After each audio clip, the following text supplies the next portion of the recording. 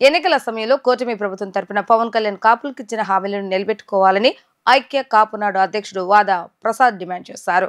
జనసేన అధ్యక్షుడు పవన్ కళ్యాణ్ పిలుపు మేరకు కాపుకులు అంతా పెద్దన పాత్ర పోషించి కూటమి అధికారంలోకి రావడానికి విశేషంగా కృషి చేశామని అన్నారు. గాంధీనగర్ ప్రెస్ క్లబ్ లో నిర్వహించిన మీడియా సమావేశంలో ఐక్య కాపునాడు అధ్యక్షుడు వాదా ప్రసాద్ మాట్లాడుతూ అధికారంలోకి వచ్చిన తర్వాత కాపుల సమస్యలు పట్టించుకున్న నాదుడే లేడని ఆవేదన వ్యక్తం చేశారు.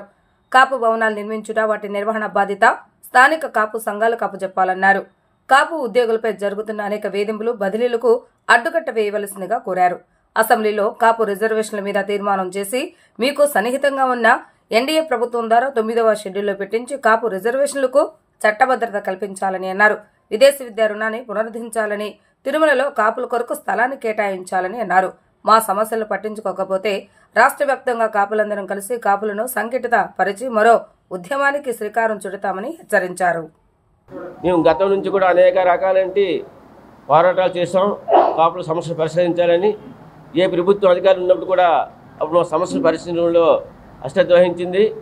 మొన్న జరిగిన ఎన్నికల్లో పవన్ కళ్యాణ్ గారు ఒక మాట చెప్తూ కాపులందరూ కూడా పెద్దన పాత్ర పోషించండి అని చెప్పేటప్పటికి మేము ఏ దీనిలో ఉన్నప్పుడు కూడా అందరం ఏకమై ఈ కూటమి ప్రభుత్వాన్ని అధికారంలో తీసుకురావడం కోసం మేము అన్ని గ్రామాలు, అన్ని పట్టణాలు, అన్ని జిల్లాలు అన్నీ కూడా పర్యటించి కూటమి ప్రభుత్వాన్ని అధికారం తీసుకురావడం కోసం మా వంతు కృషి మేము చేసాం.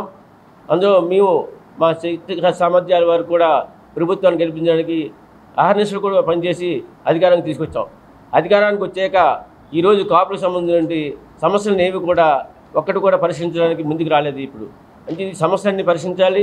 గత 30 సంవత్సరాల నుంచి కూడా జీవో 30ని కూడా అమలు చేయడానికి కూడా కోర్టులు కూడా తీర్పిచ్చినప్పుడు కూడా అవి కూడా ఇంతవరకు నీరుగాచి అమలు చేయకూడదు ఉంది. అంచేత రిజర్వేషన్ సంబంధించిన 30 జీవోని అమలు చేయాలని కోరుతున్నాం.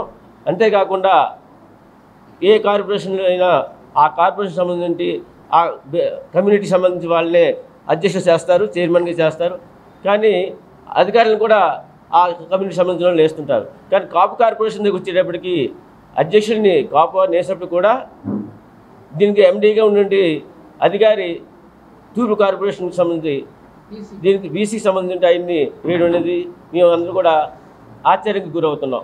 ఎందుకంటే ఏ కమ్యూనిటీకి సంబంధించి కమ్యూనిటీ వాళ్ళని వేస్తే దాని మీద పూర్తి అవగాహన కలిగి ఉంటారు, ఆ సమస్యలు పరిష్కారం చేయడానికి కృషి చేస్తారు. కాబట్టి అటువంటి విధంగా ఈ కాపు కార్పొరేషన్ కూడా ఎండీ గారిని ఓసీ కార్పుకి సంబంధించిన వారిని కూడా ఎండీగా నియమించని చెప్పి మేము అందరూ కూడా యాక్ట్ కోరుతున్నాం.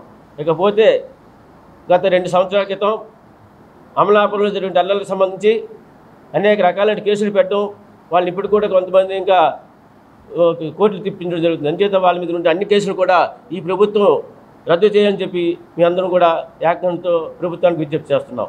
అంతేకాకుండా మాకున్నటువంటి ఈ కాపు కార్పొరేషన్కి ఇవ్వాల్సిన నిధులు గత ప్రభుత్వ కాలంలో ఏమీ కేటాయించలేదు. ఈ ప్రభుత్వం కూడా వచ్చిన వెంటనే 20,000 కోట్ల రూపాయలు ఇస్తూ ఉన్నారు. అది కూడా వెంటనే రిలీజ్ చేసి శాంక్షన్ చేసి ఈ కాపు కార్పొరేషన్ సంబంధించి కాపులకు సంబంధించిన సమస్యల మీద లోన్లు కూడా ఇచ్చి సబ్సిడీ రుణాన్ని కూడా కల్పించి వీళ్ళని ఆదుకోవాలని చెప్పి కూడా మేము విజ్ఞప్తి చేస్తున్నాం.